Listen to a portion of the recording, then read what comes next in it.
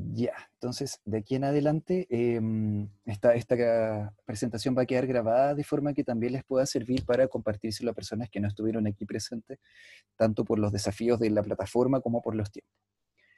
Lo que yo quisiera compartirles tiene que ver con algunos desafíos y reflexiones que hemos trabajado tanto en el equipo de la Escuela Transdisciplinaria de Sexualidad, como también desde la salud mental en general. Probablemente han visto que los psicólogos hemos tenido un rol bien como transversal en todo lo que está pasando. De hecho, yo estoy con las horas copadas porque evidentemente nos afecta mucho el proceso de la pandemia mundial en la salud mental. Entonces yo les voy a compartir más bien las cosas que he ido trabajando y viendo desde la práctica clínica, principalmente.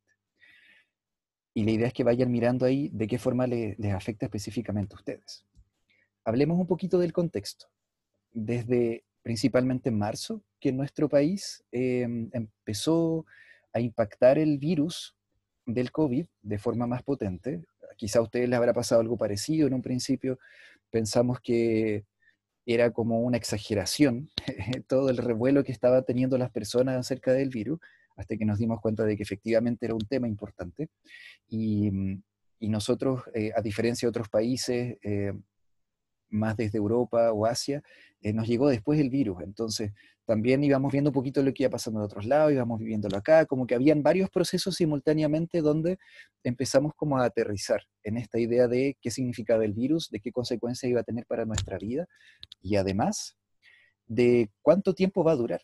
Hay muchos procesos que tienen que ver con la incertidumbre que probablemente yo voy a ir intencionando en esta conversación, porque esto nos contacta con la fragilidad, que tiene que ver con que no sé qué va a pasar mañana, el próximo mes, cuánto va a durar este periodo de la cuarentena. O sea, este virus nos enfrenta mucho a la idea de el que no tenemos el control. Si antes sentíamos que teníamos el control de algunas cosas, pero que la vida ya era frágil, probablemente ahora esto se haya intensificado este año. O sea, a mi parecer el 2020 casi que es el año que nos enseña que tenemos que aprender a no tener el control de las cosas, con lo angustiante que eso también significa, especialmente para las personalidades que seamos un poquito más ansiosas y controladoras para poder tener un nivel de tranquilidad. Entonces, esa ya es una introducción respecto al tema. Y yo voy a profundizar ahora respecto a estos temas, tanto cómo nos afectan el trabajo, en la familia, en la crianza, si es que hay niños, niñas, niñas en la casa, el colegio, el aislamiento social, las emociones y también las diversidades propiamente tal. Partamos con cada uno de los temas y ahí yo les voy a pedir que vayan tomando nota a ver cuáles de estas cosas les resuenan. Primero que todo, ¿qué pasa con el trabajo?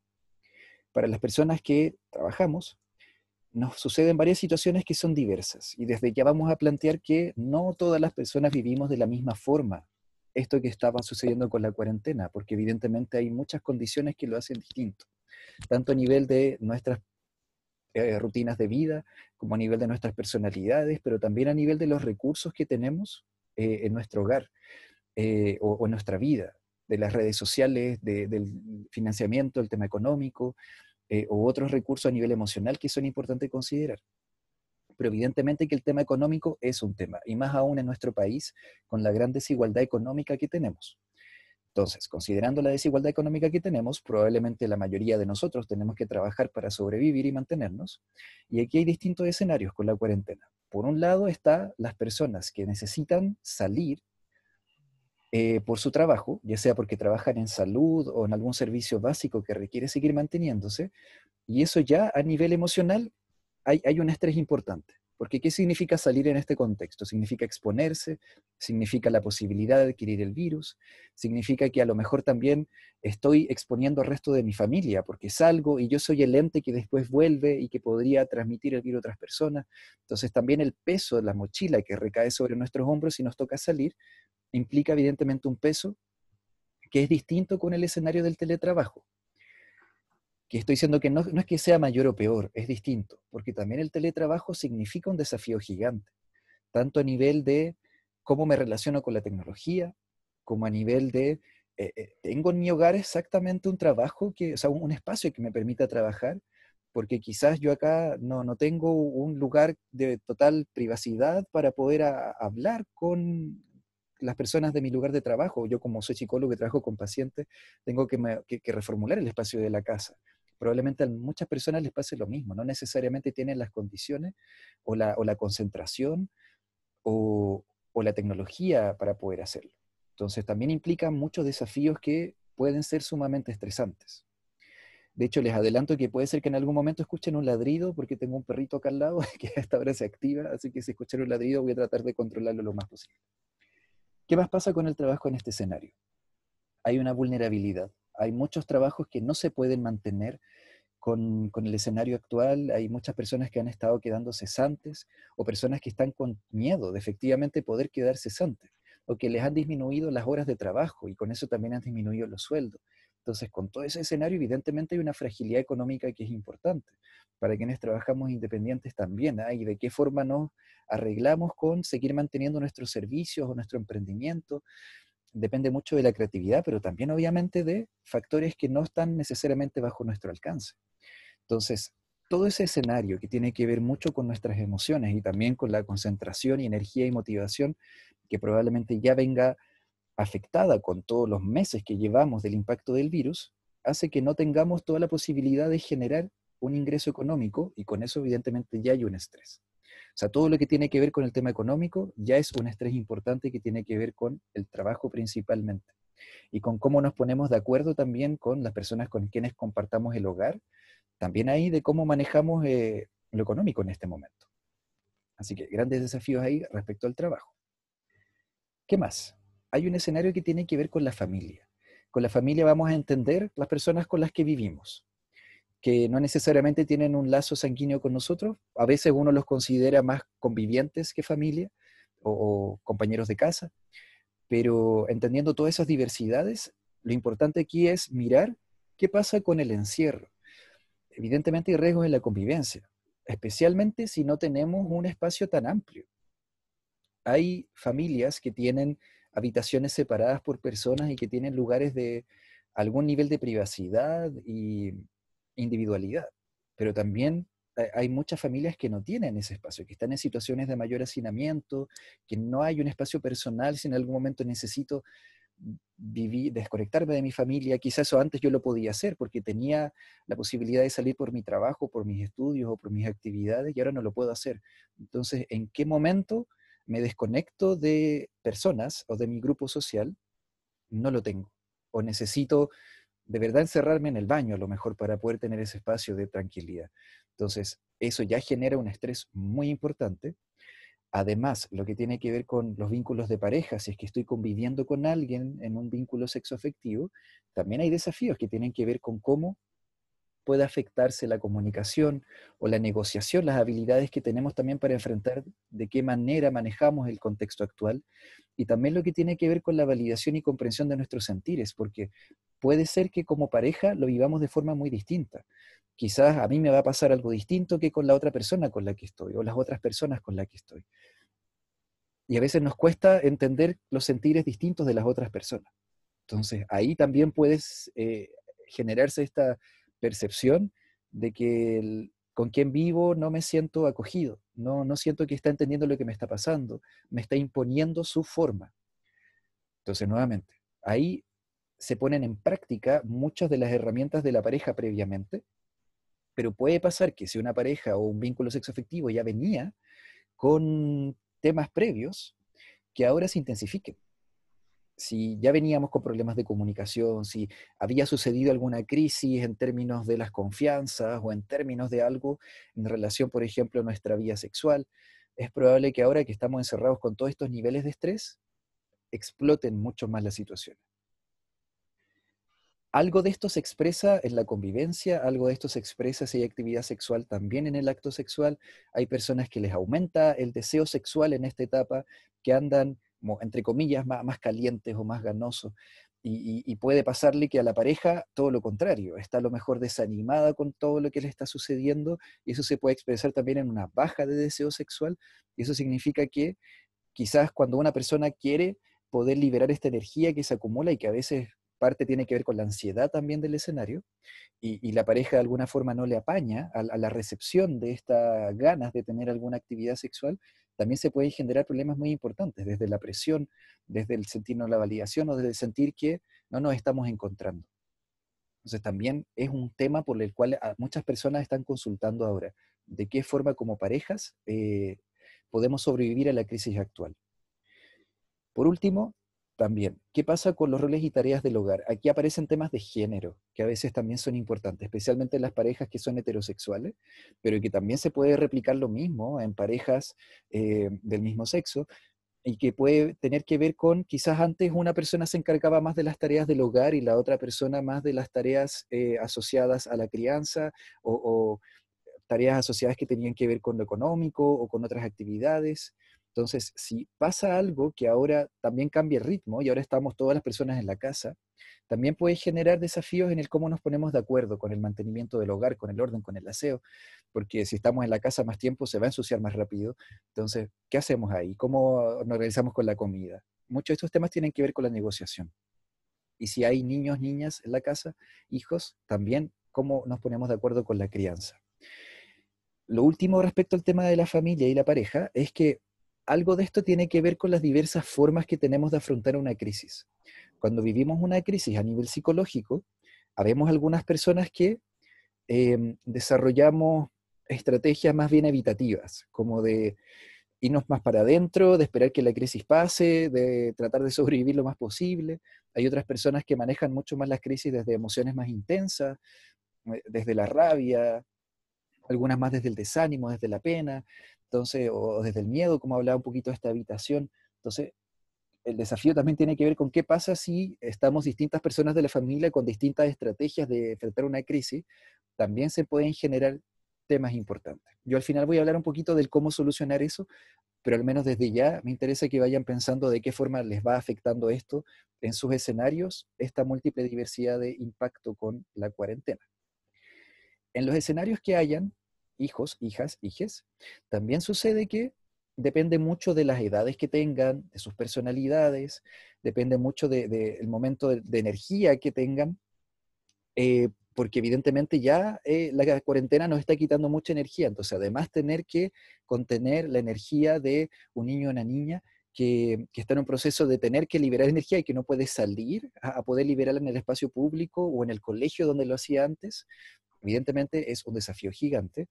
¿Qué pasa si además tenemos hijos con necesidades adicionales que tengan que ver tanto con temas de aprendizaje o con temas relacionados a también su sexualidad, si está viviendo un tránsito de género también, como pasa con lo que conversábamos un ratito ahí de los procesos de formación renaciendo, o qué pasa si a lo mejor hay otras necesidades adicionales con temas vinculados a alguna diversidad funcional, alguna discapacidad. Las personas que tienen, por ejemplo, están en algún matiz del trastorno del espectro autista, también muchas veces necesitan espacios solos, individuales, o salir de la casa. De hecho, hay un permiso especial de un salvoconducto que es para personas con algún tipo de diagnóstico en trastorno del espectro autista. También ahí se generan más desafíos. Nuevamente, lo que tiene que ver con que estamos más cansados, a veces la familia genera mayor control y vigilancia de especialmente las redes sociales que están ocupando ahí los niños, niñas, o a veces otras familias deciden generar más espacios de libertades o espacios. ¿Qué pasa cuando uno de los cuidadores utiliza una técnica más controladora y el otro cuidador utiliza una técnica más de darle el espacio libre? También ahí se genera un desafío en torno a los distintos tipos de crianza, los estilos de crianza. ¿Y qué pasa con si hay un hijo que tiene como mayor necesidad? Podemos dejar de lado a los hermanos. También hay temas que tienen que ver con las alianzas que se pueden generar ahí. Entonces aquí lo interesante tiene que ver con cómo acompañamos también a los niños, niñas y adolescentes en este espacio. Acá yo le puse el colegio porque estaba más enfocado en el tema de la crianza, pero también esto lo podemos llevar al tema universitario o al tema de otros niveles de estudio, porque algo interesante que pasa con el estrés es que nos afecta también lo que tiene que ver con lo cognitivo, con las herramientas a nivel del cómo aprendemos. Algo de esto tiene que ver con la motivación, como si efectivamente yo tengo en este momento las ganas y tengo energías también a nivel más de mi concentración, atención, memoria, para poder dedicarle tiempo a un estudio. Eh, Dependiendo obviamente de las herramientas que tenga, de las metodologías de aprendizaje que sean propias, puede ser que lo vea más o menos afectado. Hay personas que a lo mejor con el ritmo académico y con una buena base a nivel tecnológica, a lo mejor no han visto tan afectado esto, pero ¿qué pasa si mi estilo de aprendizaje entendiendo que no todas las personas aprendemos de forma tan tradicional, pensando como lo más visual o lo más auditivo, sino que yo soy una persona que necesita moverse para aprender o que necesita aplicarlo desde lo más práctico. Probablemente este estilo de lo más tecnológico puede ser que me afecte mucho y que no esté aprendiendo como lo hacía antes. También depende mucho de los contextos educacionales, depende si tengo alguna dificultad de aprendizaje o no. Muchas veces el colegio, la universidad o espacios de aprendizaje no solo son un lugar para aprender, también son un lugar que tienen una identidad, también es un lugar donde yo voy a generar vínculos sociales. Entonces, al perder la posibilidad de ir a estos lugares, también pierdo este espacio identitario social que puede afectarme en mi individualidad. Acá también, nuevamente volviendo a lo anterior de la crianza, ¿qué pasa si tenemos que acompañar a los niños y niñas en las tareas? Eso va a requerir también más energía de parte de los adultos que probablemente ya vienen agotadísimos. Entonces, acá hay muchos temas que pueden afectar también nuestra convivencia y los procesos que estemos viviendo. Ahora, focalicémonos un poquito en el aislamiento propiamente tal, que tiene que ver con esta indicación que se nos dice, el que tenemos que mantenernos encerrados y además que si tenemos alguna interacción con alguien tiene que ser de lejitos, tiene que ser con la mascarilla y a 1,5 metros, 2 metros de distancia. Por un lado, el aislamiento genera esta situación donde estamos encerrados. Y aquí, nuevamente, va a ser muy variable de qué forma lo vivamos. Hay personas que decimos, mira, en verdad no me complica tanto el encierro, yo soy más de casa, me gusta mi casa, tengo un espacio suficiente para sentirme cómodo, tengo un balconcito donde tengo plantas, a lo mejor ahí me conecto un poquito con la naturaleza y en verdad estoy bien acá. Yo podría sobrevivir un par de meses en este encierro más. Pero también hay vivencias donde el encierro también genera toda esta situación más asociada como el sentirme atrapado, un poco como desde esta agorafobia o desde esta situación de no puedo aguantar esto más como sofocante que significa el encierro. Si tú me dices que de aquí a fin de año vamos a seguir con la cuarentena, como que no voy a sentir que lo aguante. Entonces, eso también depende mucho de nuestras características personales. Puede ser que nos afecte más o menos esta situación de estar en la casa. Además, el encierro, o el aislamiento más bien, genera la pérdida de esto que hablábamos un poquito del colegio y la universidad, el poder salir y tener espacios que tengan que ver con nuestra identidad, que tengan que ver con las redes de apoyo, de amistad, de familia. Podemos generar vínculos desde el Internet y las redes sociales, pero no necesariamente va a ser lo mismo. Y algo de esto también tiene que ver con el tema físico, tiene que ver con el tema del contacto, de los abrazos. De hecho, uno de los profesores del máster de sexología en el que estoy yo habla mucho de la sed de piel, que los seres humanos necesitamos ese contacto físico, ese cariño, ese abrazo, como algo que tiene que ver con nuestra sobrevivencia, que tiene que ver con nuestra salud mental. Entonces, evidentemente, el Internet no va a totalmente generar ese espacio de acompañamiento. Otra cosa importante respecto a eso tiene que ver con estos mensajes que escuchamos mucho desde las redes sociales o desde los medios de comunicación, que tienen que ver con los deberes ser de la cuarentena. Con los deberes ser yo me refiero a estos mensajes que dicen, no viviste bien la cuarentena si es que no hiciste actividad física, si es que no aprendiste algo nuevo, si es que no te leíste los libros que tenías pendientes, si es que no cocinaste cosas nuevas, etcétera, etcétera. Lo que tiene que ver con cómo se nos impone que este espacio es para cierta actividad o para vivirlo de cierta forma. Y aquí, nuevamente, no estamos todos en las mismas situaciones, entonces no podemos obligarnos todos a vivirlos de la misma forma. Hay personas que a lo mejor le hace súper bien aprovechar este espacio como un momento de desarrollo personal a nivel de actividades, de hobbies o actividades similares. Pero ¿qué pasa si yo no tengo la energía? ¿Qué pasa si yo no tengo las ganas? ¿Qué pasa si no tengo el tiempo? A lo mejor estoy trabajando, igual estoy ocupando mi tiempo en mucho de eso, que a veces el trabajo se vuelve doblemente intenso también, desde el teletrabajo o desde el escenario de la cuarentena. Quizás no me queda tiempo para hacer actividad física. Entonces, el tener esta mochila de cómo debería ser, del compararme con cómo lo están haciendo otras personas, también puede generar mucho malestar en decir yo no estoy haciéndolo de la forma correcta. Y eso puede generar mucha culpa y otras consecuencias que tienen que ver con las emociones que vamos a ver ahora también. Acá también depende mucho del contexto del barrio, de los vecinos que tengamos, porque a veces hay comunidades que están muy organizadas y que puede ser absolutamente beneficioso el vínculo que tenemos con las personas que están a nuestro alrededor, pero a veces puede ser dañino también. ¿Qué pasa si es un barrio donde yo no me siento seguro, o en un barrio donde me tienen estigmatizado por alguna razón, por ejemplo, respecto a mi diversidad sexual? ¿O qué pasa también si estoy al lado de una construcción gigante donde hay ruido todo el día? Muchos escenarios también afectan el entorno en el que estamos, y desde ahí que es un factor que puede ser estresante. También el aislamiento hace que nos movamos menos, entonces en la cuarentena el tema de la actividad física, la salud se puede ver afectada por estar con un ritmo mucho más sedentario. Y también el tema del efecto constante de las pantallas, de estar viéndonos todo el rato, o de estar todo el rato conectado al celular o al computador o a la tablet. Entonces, eso también genera un efecto que puede tanto dañar nuestra vista, como también em, perder algo que tiene que ver incluso con el desarrollo como de la inteligencia emocional. Bueno, ¿verdad? No, no es que lo perdamos, las personas que se están desarrollando pueden verlo afectado, eso sí.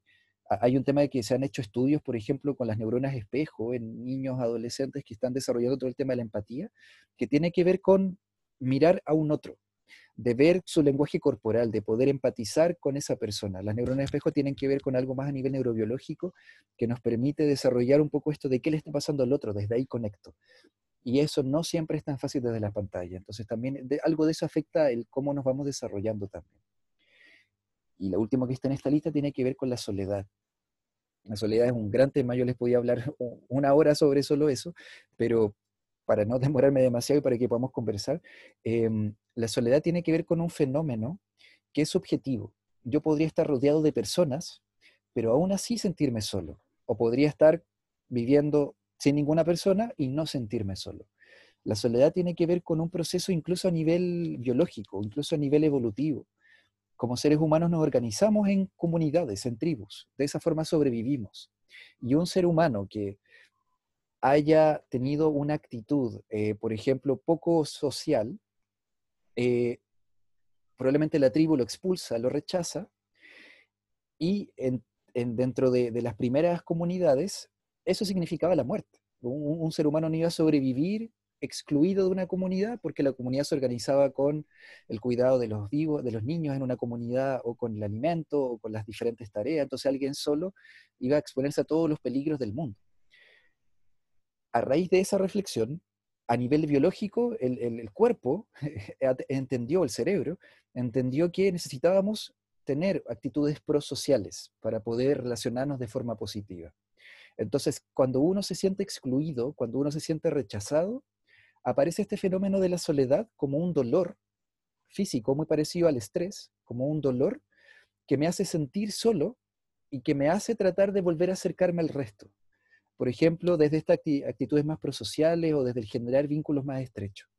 Entonces, este correlato de la soledad genera un impacto biológico que cuando uno lo vive a largo plazo puede llevar incluso a que sea más dañino que la obesidad, o que a fumarse una cajetilla de cigarros al día, o efectos que están bastante estudiados, que tienen que ver con cómo hay un efecto físico en la soledad. Y nuevamente, ¿qué tiene que ver entonces la soledad si no es estar con una o más personas?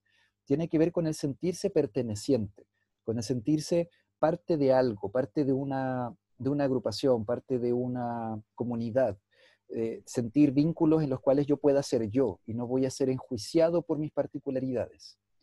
Entonces, esto principalmente quisiera llevarlo al tema de la diversidad sexual, porque esto que tiene que ver con la pertenencia y que tiene que ver con el no rechazo es algo que muchas veces no vivimos desde la diversidad sexual, porque estamos bajo mayores factores de potencial discriminación. Entonces, gran tema para que lo profundicemos de ahí cuando conversemos. Y esto de las emociones es fundamental. ¿Qué pasa con lo que estábamos hablando hace un ratito? El tema del estrés genera agotamiento, probablemente sintamos angustia, ansiedad. El tema de la emoción de la rabia es un gran tema porque nos genera estar más sensibles ante la irritabilidad o la frustración. Probablemente sintamos las emociones más intensas, probablemente también sintamos un ánimo con mayor decaimiento, desmotivación o incluso desesperanza. Si ya veníamos con un tema de salud mental previo, puede ser que en este momento se intensifique mucho más. Y esto puede ser frustrante, un poco del decir, iba tan bien, como que no necesitaba psicólogo porque ya estaba pudiendo lidiar con esto solo, pero en este momento me di cuenta que ya lo necesito. Como que me está afectando mucho a nivel de esta tríada biopsicosocial. que podríamos incluir aquí también la espiritualidad. De hecho, a veces se plantea como esta visión cosmo-biopsicosocial, integrando también esto de la visión más amplia que incluye la espiritualidad. Y lo que tiene que ver acá con las diversidades. Quizás lo último que mencionaría yo respecto al tema de las emociones es que algo potente que pasa también en la cuarentena tiene que ver con que nos enfrentamos, como les decía en un principio, el tema de la incertidumbre, y parte de esta incertidumbre también tiene que ver con la muerte. Algo potente de todo el proceso de la pandemia del COVID-19 nos habla de que no solo nuestra vida es más frágil, porque podríamos adquirir un virus que está mucho más cerca de lo que pensamos, está ahí afuera, podríamos salir y adquirirlo de inmediato. Entonces todo eso genera ansiedad, pero también la idea de que este virus podría ser eventualmente mortal para nosotros o para nuestros seres cercanos. Entonces cuando uno se pone a pensar, podría ser que a alguien que yo quiera le pase algo, podría ser que a mí me pase algo, nuevamente nos enfrenta a la fragilidad de la vida, que es algo que normalmente no pensamos tanto. Uno no anda pensando en el cotidiano, en un escenario de no una pandemia mundial, eh, si me voy a morir en algún momento, quizá uno lo piensa como ideas aisladas, pero realmente pensar en la fragilidad de la vida mía o de otras personas genera una situación que no solemos vivir. Y eso, por un lado, puede ser muy angustiante, pero por otro lado también nos puede dar una oportunidad gigante, que tiene que ver con tanto la valoración de estos vínculos, como también el mirarme, que no siempre nos miramos. Entonces, ahí hay grandes temas que tienen que ver con esta incertidumbre y el enfrentamiento a la posible muerte también. ¿Y qué pasa con las diversidades sexuales? Ya para ir terminando y que conversemos.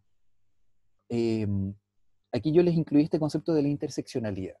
La interseccionalidad es un concepto que utilizamos mucho desde la Escuela Transdisciplinaria de Sexualidad, que tiene que ver con entender que las personas que pertenecemos a ciertas categorías, no, antes que eso, entender que mucho del mundo está dividido en ciertas categorías de privilegio, que tienen que ver con las categorías que son valoradas y validadas en el escenario del mundo en que vivimos, el mundo occidental, con también el mundo de Chile, eh, y que también a su vez genera que las categorías que se escapen de este privilegio pasan a estar con menor valor, como mayores categorías de discriminación.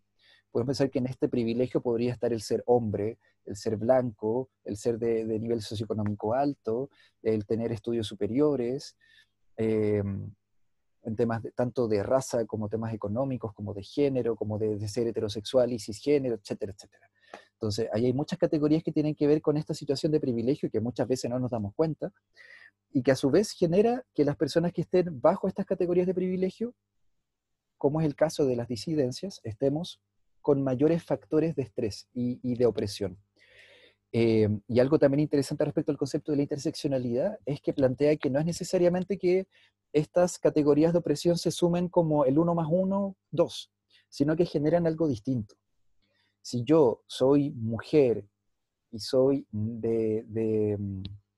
afrodescendiente, podría suceder, por ejemplo, que eh, esas dos categorías generen algo distinto, en lo cual, de hecho, por eso nace la teoría de las interseccionalidades, de que no me contraten en algún lugar. Y yo al decir, esto es una discriminación, del trabajo podrían decirme, oye, pero acá tenemos mujeres y también tenemos personas afrodescendientes. Pero claro, las mujeres que están son de piel blanca y las personas afrodescendientes que están son hombres. Entonces, nuevamente, estas dos categorías generan algo distinto que a su vez tiene más complejidades. De hecho, muy resumidamente, habla el concepto de la interseccionalidad. Entonces, es interesante a veces mirar bajo qué categorías de discriminación o de opresión podríamos estar, entender que esto que tiene que ver con el estrés de las minorías es un concepto sumamente estudiado en salud, que genera también consecuencias en nuestro bienestar. Yo le puse de las minorías entre comillas, cuestionando también este tema de las minorías sexuales, solo porque ese es el término que se habla, el estrés de las minorías. Eh, y esto que tiene que ver con el contexto en el que estamos en nuestros hogares. Si yo pertenezco a alguna diversidad sexual y estoy viviendo con personas que no me validan, no me aceptan, o quienes no puedo ser yo, evidentemente genera una situación donde tengo que ponerme una máscara y eso es muy agotador. O tengo que inhibir algo de mi ser o tengo que estar expuesto a situaciones de discriminación o de violencia en algunos casos. Entonces, eso también es un punto a mirar y lo que tenga que ver con personas que además están viviendo transiciones de género, muchas veces en esta cuarentena sus procesos se pueden ver tremendamente detenidos, tanto a nivel de estos apoyos farmacológicos, médicos, como el tema legal, del sistema registral, u otras cosas que también generan mucha angustia. Entonces, con todo esto se entorpece el acceso a apoyos y redes. Entonces, la idea es que ahora hablemos un poquito de esta cuarentena saludable. Yo les voy a dar unos pequeños tips para que de ahí conversemos todos. Básicamente, la idea es que recordemos esto de que la cuarentena también trae la posibilidad de tener una conexión propia del mirarnos, esto que no hacemos normalmente. Tenemos la posibilidad ahora, ojalá, de tener un momento de respirar, de cerrar los ojos, de tener silencio y decir cómo estoy, qué me está pasando con esto, de qué forma me estoy construyendo, de qué forma me quiero construir. Acá el tema de los vínculos también es fundamental. ¿Con qué personas estoy dedicándoles tiempo? ¿Me hace sentido? ¿Con cuáles otras no? ¿Cuáles debería nutrir? El tema de los sentires, de las emociones también es fundamental. El permitirnos estar estresados, el permitirnos estar desanimados, el permitirnos la pena, el permitirnos la rabia. Más aún con todas las otras cosas que están pasando en nuestro país que escapan de la pandemia. Toda la desigualdad social y desde el estallido social que estamos sintiendo mucha rabia de antes. Entonces también es decir, es esperable que en un contexto de pandemia mundial y un estallido social esté haciendo eh, o esté funcionando de una forma interferida, como decir, es esperable que no esté pudiendo hacer todo lo que tendría que hacer en este momento. Y permitírselo, eso es fundamental. Saber que estamos llenos de situaciones de estrés. Ojalá también trabajar esto que tiene que ver con la comunicación con nuestros vínculos, de hablar de lo que a uno le está pasando y mostrar las necesidades que estoy teniendo. Quizás equilibrar tanto espacios para compartir con otras personas como actividades autónomas, también permitiendo esos espacios para estar en soledad, aprovechar las redes digitales dentro de lo posible, como lo estamos haciendo ahora con este espacio, y ojalá buscar o generar otras redes de apoyo que puedan facilitar este momento para poder acompañarnos de forma saludable. Entonces la invitación ahora va a ser que nos demos esta oportunidad de conocernos, el grupo que está acá, para compartir procesos, para solicitar redes, contención, apoyo, y quizás compartir ideas o sugerencias con el resto de cómo poder enfrentar de mejor forma las transiciones en tiempos de cuarentena. Así que yo voy ahora a detener la grabación para que podamos conversar.